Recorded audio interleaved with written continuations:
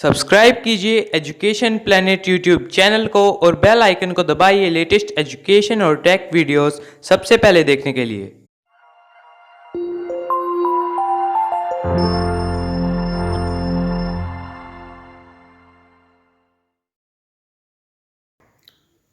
प्रिय विद्यार्थियों, एक बार फिर आपका स्वागत है एजुकेशन प्लेनेट नौहर चैनल पर। और आज हम पढ़ेंगे कक्षा 5 पर्यावरण में पाठ 10 जल ऊपर से नीचे की ओर। तो इस पाठ की जो हेडिंग है उसी से हम बात करते हैं। जल के बारे में हमने अभी कई पाठ पढ़ लिए थे और जल से संबंधित ये एक पाठ हो रहा है। जल के बारे में हमें आपको बताने की आवश्यकता नहीं है। जल क्या है, जल ही जीवन है, जल हमारे लिए कितना आवश्यक है, ये हम पर्याप्त रूप से इसके बारे में जानकारी कर चुके हैं। अब इसके बाद में है जल ऊपर से नीचे की ओर। इसका अर्थ यह है कि जल हमेशा ऊंचाई से नीचे की ओर बहेगा। यानी यदि दो इस प्रकार के धरातल हैं कि यहाँ से पानी अगर बह रहा है तो इसके बाद में अगर यहाँ से ये ऊंचाई आ गई तो फिर ये पानी आगे नहीं बहेगा, और यहाँ से अगर हम नीचे आ गए तो फिर पानी यहाँ से नीचे आ जाएगा। यानी पानी हमेशा ऊपर से नीचे की ओर बहता है। इस बात की हम इस पाठ में और जानकारी करेंगे जल के बारे में। चलिए इस पाठ को प्रारंभ करते हैं। आप जानते हैं कि बरसात के समय झरने या नदी से पानी बहता हुआ तालाब में इकट्ठा होता है, अर्थात पानी ऊपर से नीचे की ओर बहता है। बरसात के समय झरने या नदी से पानी जो बहेगा वो तालाब में यानी नीचे जाकर नीचे के स्थान में जाके इकट्ठा हो जाता है। बहते पानी एवं तालाब के पानी का उपयोग हम अपने दैनिक जीवन में हर जगह करते रहते हैं। अब आप बताइए कि आपने पानी को कहाँ कहाँ बहते देखा है। तो आपने पानी को नदी में बहते हुए देखा होगा, नहर, खेत की नाली इत्यादि में हम पानी को बहता हुआ देखते हैं। शहर में जो बड़े नाले होते हैं उसमें भी गंदा पानी बहता हुआ दिखाई देता है। लेकिन हम यदि स्वच्छ पानी की बात करें तो नदी, नहर, खेत की नाली इत्यादि में पानी बहता हुआ दिखाई देते हैं। आपने आसपास कहाँ कहाँ बहते पानी का उपयोग होते हुए देखा है? तो बहते पानी का उपयोग खेत की नाली, नहर, नदी, इसके बहते पानी का उपयोग होते हुए हम देखते हैं। अब बात करते हैं खेत में पानी। आप जानते हैं कि खेत में हम किसी भी फसल को जब लगाएंगे तो उसमें पानी की आवश्यकता रहती है। किसी में ज़्यादा की ज़रूरत होती है, किसी में कम पानी की आवश्यकता होती है। यह पानी हमें दो तरीक़ों से मिलता है। अगर वर्षा हो जाए, जितनी हमें पानी की आवश्यकता है उतनी वर्षा हो जाए, अच्छी वर्षा हो जाए, तो खेतों में फसल को पानी की कोई समस्या नहीं रहती। परंतु यदि बरसात कम हो या बिल्कुल भी नहीं हो तो आवश्यकता के अनुसार फसल को अलग से पानी देने की आवश्यकता होती है। अब यहाँ आपको एक बात समझनी है, एक प्रश्न का उत्तर आपके सामने यहाँ पर आएगा। देखिए, बरसात या तो न हो या कम हो तो आवश्यकता के अनुसार फसल को अलग से पानी देने की आवश्यकता होती है। इसे सिंचाई करना कहते हैं। अब आपसे प्रश्न पूछ सकते हैं, सिंचाई किसे कहते हैं? तो आप उत्तर दोगे कि खेत में फसल को कृत्रिम तरीके से, अब वर्षा तो होगी प्राकृतिक, कृत्रिम तरीका यानी वर्षा के अलावा जिस तरीके से हम पानी देते हैं वो कृत्रिम तरीका कहलाएगा। तो खेत में कृत्रिम तरीके से पानी देने को सिंचाई करना कहते हैं। अब खेती के लिए पानी कहाँ कहाँ से आता है? तो खेती के लिए हमें पानी मिलेगा एक तो बरसात से, और दूसरा नहर से मिलेगा, नदी से, तालाब से या ज़मीन के अंदर से। ज़मीन के अंदर पर्याप्त मात्रा में पानी होता है तो एक बहुत लंबा पाइप लगाकर और ऊपर बिजली की मोटर चलाकर हम वो पानी निकालते हैं। तो खेती के लिए पानी कहाँ कहाँ से आता है? तो हमारा उत्तर होगा नहर, नदी, तालाब और पृथ्वी के आंतरिक भाग से हमें या ज़मीन के अंदर से हमें पानी खेती के लिए मिलता है। दूसरा, अगर खेत में सब जगह पानी बराबर न पहुँचे तो फसल पर क्या प्रभाव पड़ेगा। देखिए, पानी यदि पूरे फसल में बराबर नहीं पहुँचेगा तो फसल पे बुरा प्रभाव पड़ेगा। कहीं तो पानी यदि ज़्यादा हो गया तो फसल उसमें पानी में डूब जाएगी, खराब हो जाएगी, और कहीं पानी अगर नहीं पहुंचा तो वो सूख जाएगी। तो सब जगह पानी बराबर नहीं पहुंचे तो फसल को नुकसान होता है। हम ऐसा क्या करें कि पूरे खेत में पानी पहुंच जाए। पूरे खेत में पानी पहुंचाने के लिए हमें खेत की मेड़बंदी ठीक प्रकार से करनी होगी। उसमें छोटी छोटी क्यारियाँ अस्थायी रूप से बना देनी चाहिए जिससे पानी पूरे खेत में पहुंच जाए। मेड़बंदी होती है जो खेत के चारों ओर की बाउंड्री है, वहाँ हम थोड़ी सी ज़मीन को ऊंचा कर दें, एक उसको मेड़ बनाना कहते हैं, और बाकी जो ज़मीन है उसमें क्यारियाँ बना दें छोटी छोटी, ऐसे अलग अलग उस खेत के हम पार्ट कर दें ताकि पानी सब में अलग अलग पहुँचता रहे। चलिए, ये देखिए, आपको ये खेत में पानी इसमें दिखाई दे रहा है कि किस प्रकार से एक नाली बनाई हुई है और उसके द्वारा ये जो नीले कलर में है वो पानी खेत में आगे जा रहा है। अब ये खेत में नलकूप पर मोटर और पाइप से सिंचाई होते हुए, नलकूप ये इसको देखिए आप, ये जो लगा हुआ है जहाँ से ये पानी आ रहा है, ये नलकूप है, यहाँ से ये पानी आ रहा है और पानी इकट्ठा हो गया। इकट्ठा होने के बाद में इसमें खेत में ये नाले बने हुए हैं, कच्चे नाले हैं, ये यहाँ से ये पानी इनमें जाता रहता है। तो ये जो नलकूप है इसमें पानी ज़मीन के अंदर से आ रहा है। इसमें बिजली की मोटर से भी पानी हम खींच सकते हैं, या इसके अंदर जो डीजल है उसका इंजन लगा रहता है उससे भी इस पानी को खींचते हैं। तो दूसरा इसमें तरीका है फव्वारे से होती हुई सिंचाई। ये देखिए, इस फव्वारे से जो सिंचाई होती है उसमें खेतों को ज़्यादा लाभ होता है, क्योंकि फव्वारे के रूप में ऐसा लगता है कि मानो जैसे वर्षा ही हो रही है, और इसमें कम पानी में पौधों को ज़्यादा लाभ हो जाता है। तो आजकल फव्वारे से सिंचाई की जो पद्धति है वो लोकप्रिय है, और जहाँ पर पानी की कमी है या जहाँ ज़मीन ऊंची नीची है और वहाँ पे एक प्रकार से लंबा जो नाला है पानी के लिए वो बनाने में अगर दिक्कत हो रही है, परेशानी हो रही है, ठीक से नहीं बन रहा है ऊंची नीची ज़मीन के कारण से, तो इसमें ये फव्वारे की सिंचाई की पद्धति इसमें सफल रहती है। अब आप देखिए, चित्र आपने देख लिए। अब आप बताओ कि चित्र देखकर आप लिखिए कि खेतों में पानी किस तरह से पहुंच रहा है। तो चित्र के अनुसार नलकूप पर मोटर और पाइप के द्वारा तथा फव्वारे के द्वारा पानी है वो खेतों तक पहुंच रहा है। दूसरा है, सिंचाई के किन साधनों में पशु श्रम का उपयोग होता रहा है। कुएं और बावड़ियों पर लगी रहट में पशु श्रम का उपयोग होता रहता है। अब रहट क्या है इसमें थोड़ा सा आगे आएगा, थोड़ा हम और विस्तार से उसके बारे में बात करेंगे। आगे है, सिंचाई के किन किन साधनों में बिजली का उपयोग किया जाता रहा है।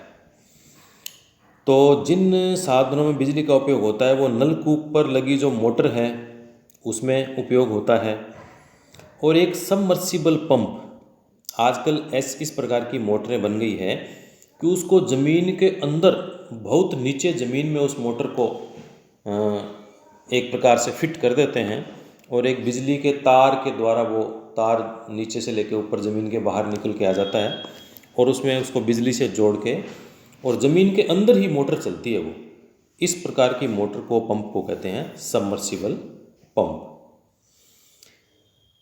देखिए, इसके बाद वाला है, उपरोक्त चित्रों में यह बताओ कि किस प्रकार जल का ऊपर से नीचे की ओर बहने की प्रकृति का उपयोग हो रहा है। देखिए, नलकूप की स्थापना ऐसे स्थान पर की जाती है जो खेत का ऊंचा भाग होता है, क्योंकि एक बात बिल्कुल निश्चित है कि पानी ऊंचाई से नीचे की ओर ही बहता है। तो नलकूप को खेत में ऐसे स्थान पर लगाएंगे जहाँ खेत का ऊंचा भाग होता है, वहाँ से पूरे खेत में ऊपर से नीचे बहकर पानी पहुँच जाता है। अगला है, अपने आसपास के खेतों में सिंचाई के कौन कौन से साधनों का उपयोग हो रहा है। तो हमारे आसपास के खेतों में सिंचाई के लिए इंजन से चलने वाले मोटर पंप, बिजली से चलने वाले मोटर पंप, नहर आदि साधनों का उपयोग होता है। इसके बाद में चलिए, पानी को ज़मीन के अंदर से निकालने के लिए किन उपकरणों का प्रयोग किया गया है। तो पानी को ज़मीन के अंदर से निकालने के लिए हम जिस उपकरण का उपयोग लेते हैं वो है सबमर्सिबल पंप और नलकूप। ये जो मोटर चालित नलकूप है उससे पानी ज़मीन के अंदर से निकालते हैं। और उसके बाद में देखिए, हम जानते हैं कि भूमिगत जल ज़मीन से बहुत नीचे होता है और कुएं बावड़ी भी गहरे होते हैं। पानी प्राप्त करने के लिए हमें कुछ उपकरणों की सहायता लेनी पड़ती है जिससे हम पानी खेतों तक पहुंचा सकें। अब कहीं कम कहीं ज़्यादा, हर फसल के लिए पानी की अलग अलग मात्रा की आवश्यकता होती है। सभी फसलों को एक जितना पानी नहीं चाहिए। यदि किसान को इस बात का ज्ञान हो कि पानी का समुचित उपयोग वो कर सकता है। कौन सा ज्ञान? कि किस फसल को कितना पानी चाहिए। किसी फसल को ज़्यादा पानी देना पड़ता है और किसी फसल को कम पानी देना पड़ता है। इस प्रकार पानी का अपव्यय रोका जा सकता है। अब यदि जहाँ पर पानी की मात्रा ज़्यादा उपलब्ध है तो वहाँ ज़्यादा पानी में पकने वाली फसलों का हम उपयोग कर सकते हैं, लगा सकते हैं उनको। कम पानी अगर हमारे पास है तो कम पानी में पकने वाली फसलों को हम लगा सकते हैं। तो इस प्रकार पानी का अपव्यय हम रोक सकते हैं। अब देखिए, कौन कौन सी फसल ऐसी है जिनको ज़्यादा पानी की आवश्यकता पड़ती है। चावल, गन्ना और धान। धान यानी चावल, इसकी ये चावल, गन्ना, धान, इसकी फसल को अधिक पानी की आवश्यकता होती है। जबकि मटर, चना, प्याज, ककड़ी की फसल को कम पानी की आवश्यकता होती है। अब इसमें एक प्रश्न आ सकता है कि अधिक पानी की आवश्यकता वाली फसलों के नाम लिखो। तो आप नाम लिख सकते हैं, चावल है, गन्ना है। और कम पानी की फसल वाली, कम पानी की आवश्यकता वाली फसलों के नाम लिखो। तो आप ये मटर, चना, प्याज, ककड़ी वगैरह ये इसके आप नाम लिख सकते हैं। आपने आपके आस पड़ोस में जो और भी आपके क्षेत्र में अन्य फसलें जो होती है उसका भी आप नाम लिख सकते हैं। चना है और फिर गवार है, बाजरा है। इन प्रकार की फसलों को भी पानी आवश्यकता से कम उसकी ज़रूरत पड़ती है। जबकि जैसे कपास इत्यादि फसलें उनको भी ज़्यादा पानी की ज़रूरत पड़ती है। अब देखिए, कौन सी फसल के लिए खेतों को पानी से भरा रखना पड़ता है। सोचिए, आपने ऐसे खेत देखे होंगे जहाँ पानी से भरे हुए आपने खेत देखे हैं। तो वो धान की फसल के खेत होते हैं। धान और चावल एक ही बात होती है। धान की फसल के लिए खेतों को पानी से भरा हुआ रखना पड़ता है। अब कौन सी फसल बहुत कम पानी से भी उगाई जा सकती है? मटर है, चना है, इसकी जो फसल है उसको पानी कम की आवश्यकता होती है। अब देखिए, हमने रहट की बात की थी, तो अब रहट कैसे चलता है, क्या है, इसकी हम थोड़ी और विस्तार से जानकारी करते हैं। रहट एक पहिए नुमा संरचना है। पहिए की तरह, वो पहिए के रूप में बना होता है जो उथले कुएं या बावड़ी पर लगी होती है। उथला कुआं यानी ऐसा कुआं जिसका पानी काफ़ी ऊपर तक उसका तल आया हुआ है, उसको कहेंगे उथला। उथले का मतलब होता है कम गहरा। देखिए, एक शब्द है यहाँ पे उथला। उथले का मतलब कम गहरा, ज़्यादा गहरा नहीं हो। और पहिए नुमा संरचना जो उथले कुएं बावड़ी पर लगी होती है, इसमें पानी के कई पात्र लगे होते हैं। पानी के एक प्रकार से डिब्बे लगे होते हैं। वो जब ये कुएं में पानी के अंदर पहुंचते हैं तो पात्र पानी से भर जाते हैं और बाहर आकर पात्र जब पहिए पर घूमते हुए ऊपर से नीचे मुड़ते हैं तो पानी कुएं की मुंडेर पर गिर जाता है और वहाँ से पानी नालियों में से होकर खेतों में जाता है। इसे चलाने के लिए बैल का इस्तेमाल किया जाता है। यदि बैल के चलने के मध्य स्थान पर गन्ने की मशीन लगा दें तो गन्ने का रस और घानी लगाने से तेल भी निकाला जा सकता है, सरसों इत्यादि का। इसे कहते हैं एक पंथ दो काज। अब रहट से पानी निकालने का काम हो रहा है, साथ में इसमें गन्ने का रस भी निकाल सकते हैं और तेल भी निकाल सकते हैं। एक पंथ दो काज इसको कहेंगे। विद्युत मोटरों के उपयोग बढ़ने से बैलों का उपयोग काफ़ी कम हो गया। वर्तमान में कुछ लोग बैलों द्वारा डायनेमो चलाकर विद्युत उत्पादन पर छोटे छोटे प्रयोग करने लगे हैं। इस क्षेत्र में अधिक शोध की आवश्यकता है। अब यहाँ शब्द आया एक डायनेमो। डायनेमो एक यंत्र होता है जिसको घुमाते हैं। उसके अंदर जो उसकी चक्री है उसको यदि हम घुमाएंगे अंदर को, तो फिर उससे विद्युत का उत्पादन होता है। और जितना भी विद्युत का उत्पादन होता है वो डायनेमो के कारण से ही होता है। तो डायनेमो विद्युत उत्पादन करने का एक यंत्र होता है। अब देखिए, हम रहट का इसमें चित्र देखते हैं। अब आपको और अच्छी तरह से बात समझ में आ जाएगी। देखिए, ये रहट का चित्र नज़दीक से दिखाया, ये वो पात्र हैं, ये देखो ये पात्र हैं। अब ये रहट इस तरह से घूम रही है ऐसे। जब ये नीचे जाती है तो ये जो डिब्बों के मुंह देखिए आप, डिब्बों के इस तरह मुंह हैं सबके नीचे, ये जब नीचे से घूम के जाएगी तो ये डिब्बे पानी से भर जाते हैं। अब यहाँ से जो ये डिब्बे आ रहे हैं ना, ये सारे भरे हुए पानी के भरे हुए डिब्बे हैं। जब यहाँ आने के बाद में यहाँ आएगा तो डिब्बे का मुंह नीचे हो जाएगा, तो ये पानी देखिए नीचे गिर गया यहाँ। अब ऐसे एक एक करके यहाँ पे ये डिब्बे आते रहते हैं और पानी इनका खाली होता रहता है। तो यहाँ ये डिब्बा खाली हो गया और नीचे बीच में जाके ये पानी से भर जाता है, फिर ऊपर आके भरा हुआ आएगा, फिर यहाँ खाली होता है। ऐसे ये चक्कर चलता रहता है इसका। और आप इसको एक थोड़ा सा और इधर विस्तार से देखिए आप, दूरी से इसका पूरा समझ में आ जाएगा। ये तो यहाँ पे रहट बनी हुई है जो यहाँ पे चित्र बना हुआ है, और यहाँ पर ये इस प्रकार से एक बड़ा लकड़ी का एक ये लट्ठा है और इससे ये बैल जुड़े हुए हैं। अब ये बैल इस चक्कर में घूमते रहते हैं, ऐसे ऐसे बैल घूमते रहेंगे, और तो ये रहट भी इसके कारण से घूमती रहती है और पानी नीचे इकट्ठा होता रहता है, और इस पानी को हम सिंचाई के रूप में काम में ले लेते हैं। तो रहट आपको अच्छी प्रकार से समझ में आ गई होगी। तो इसमें हमने क्या सीखा कि पानी ढलान की ओर बहता है, पानी हमेशा ऊंचे स्थान से नीचे स्थान की ओर बहेगा, और अलग अलग साधनों से भूमिगत पानी को सिंचाई के लिए निकाला जाता है। अब आप बताइए, पानी ऊपर से नीचे की ओर बहता है, पानी की इस विशेषता का आप किस किस तरह उपयोग कर सकते हैं। अब पानी ऊपर से नीचे बहता है तो हम इसकी विशेषता का उपयोग कर सकते हैं। रहट के पहिए में लगे पानी भरने के पात्र को ऊपर से नीचे मुड़ते समय पानी ऊपर से नीचे गिरता है, और यहाँ से पानी नालियों में उधर खेतों में चला जाता है। इस तरह इस विशेषता का उपयोग हम कर रहे हैं।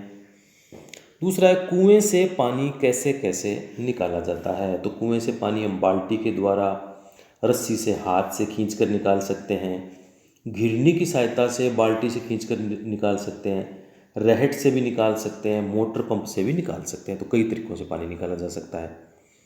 अगर कुएं का जल स्तर नीचे उतर जाए तो रहट से पानी कैसे निकलेगा।